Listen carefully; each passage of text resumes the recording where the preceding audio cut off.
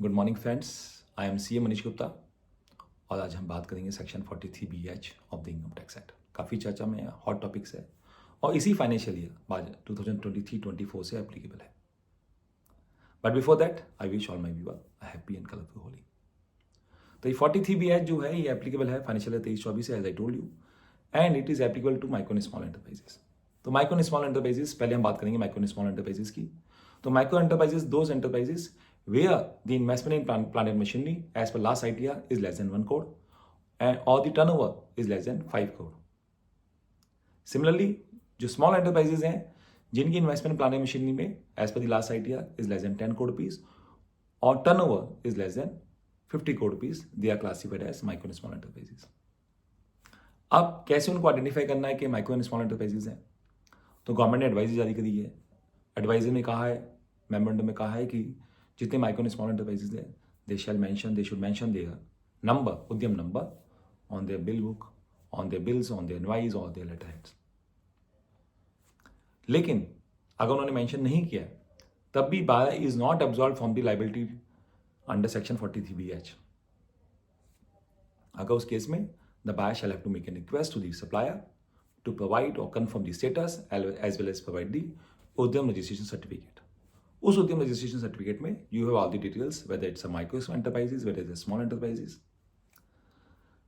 अगर उसका उद्यम नंबर भी हमारे पास है, बिल में है, उसका मेंशन किया हुआ है, तो हम जाके उसका स्टेटस भी हम उद्यम पोर्टल से वेरीफाई कर सकते हैं कि वो किस कैटेगरी में फॉल करता है।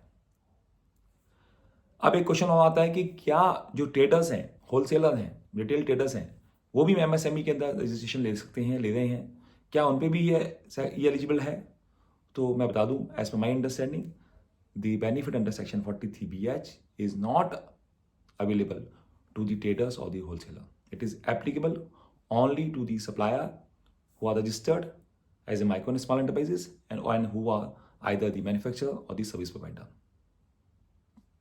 अब हम बात करें सेक्शन 43BH जो कहता है which refers to a limitation period as defined under section 15 of the MSME Act, where any supplier supply any goods or services, the buyer shall have to make the payment not before the date agreed upon between him and the supplier, and the date shall not exceed more than 45 days. इसका मतलब है कि जहां पे भी हमारा और buyers का, सप्लायर और बायर्स का एग्रीमेंट है, in that case the payment term shall not exceed more than 45 days. अगर लेस है, 15 डेज है, 30 डेज है, तो you have to make the payment within that period. अगर 45 डेज से ज़्यादा है तो you have to make payment within 45 days. And where there is no agreement the buyer shall have to make the payment before the expiry of the appointed date. और appointed date define किया गया MSME act के अंदर. Appointed date means a day which is immediately after the expiry of 15 days from the date of acceptance or deemed acceptance of goods or services by a buyer with a supplier. तो जहां पे आपका agreement है buyer और supplier का, तो we have to follow the agreement date. And जहां पे एग्रीमेंट नहीं है तो date of acceptance of goods within 15 days we have to make the payment. इसको एक एग्जाम्पल से आपको समझा देते हैं, क्लियर हो जाएगा आपको. 30 मार्च को आपने सप्लाई किया, आपने एक सप्लाई एक्सेप्ट करी है and payment time 30 days है. In that scenario 30 days falling on 28th April, तो by which you have to make the payment, otherwise ये जो है सेक्शन 43BH एप्लीकेबल हो जाएगा. सिमिलरली अगर आपने 30 मार्च को ही एक्सेप्टेंस ऑफ गुड्स किया है, पेमेंट टाइम 60 डेज है, तो आपकी जो पीरियड एक्सपायर होता है वो होता है 20th मई. बट नहीं, आपको जो पेमेंट करनी है वो 13 मई विद इन 45 डेज ही करनी है आपको पेमेंट.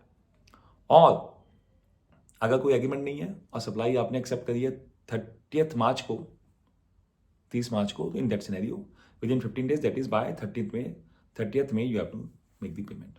इसके कॉन्सिक्वेंसेज क्या, what are the consequences if the payment is not made within the time specified under section 15 of the MSME act. In that scenario जो आपका एक्सपेंस है, जो आपके परचेजेज हैं, those will be disallowed in the income tax act and you have to make the payment of income tax. And these expenses और purchases will be allowed in the year in which you make the payment. आपने इस साल payment नहीं करी, next से payment करेंगे तो इस साल आपको अलाउंस मिल जाएगी इनकम टैक्स के अंदर. इस साल आपको उसके ऊपर इनकम में ऐड करके टैक्स देना पड़ेगा. फिर एक क्वेश्चन आता है कि अगर हमने पार्ट पेमेंट कर दी है इन दैट सिनेरियो क्या होगा, तो जहाँ पे आपने पार्ट पेमेंट कर दी है तो जितनी आपने पेमेंट कर दी है उतना आपको अलाउंस मिल जाएगा, जितनी पेमेंट नहीं करी है वो डिसअलाउ हो जाएगा, और जिस साल आप पेमेंट करेंगे उस साल ही वो अलाउ होगा। क्वेश्चन आता है कि जीएसटी का क्या होगा, मैंने पेमेंट नहीं करी और जीएसटी पे नहीं किया तो जीएसटी अलाउ हो जाएगा डिसअलाउ हो जाएगा। तो जीएसटी का जहाँ पे आपने इनपुट ले लिया है, जहाँ पे आपने इनपुट क्रेडिट ले लिया है, उस केस में आपको जीएसटी को, जिस जीएसटी हमारा अलाउ हो जाएगा उसको डिसअलाउ करने की जरूरत नहीं है। बट जहाँ पे आपने जीएसटी को प्रॉफिट लॉस अकाउंट में चार्ज किया है, डेबिट किया है, एक्सपेंस किया है, वहाँ पे आपको जीएसटी को भी डिसअलाउ करना पड़ेगा।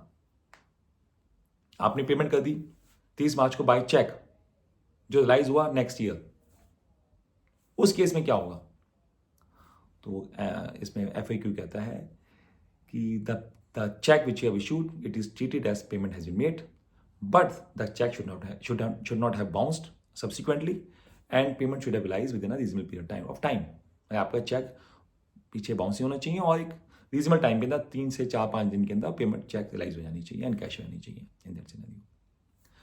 फिर एक क्वेश्चन आता है कि जो है, जैसे मैंने बताया कि ट्रेडर्स और होलसेलर पर ही एप्लीकेबल नहीं है। तो friends, I hope this video will be very useful to all of you, and again I wish you all a very happy and colorful Holi. Thank you all.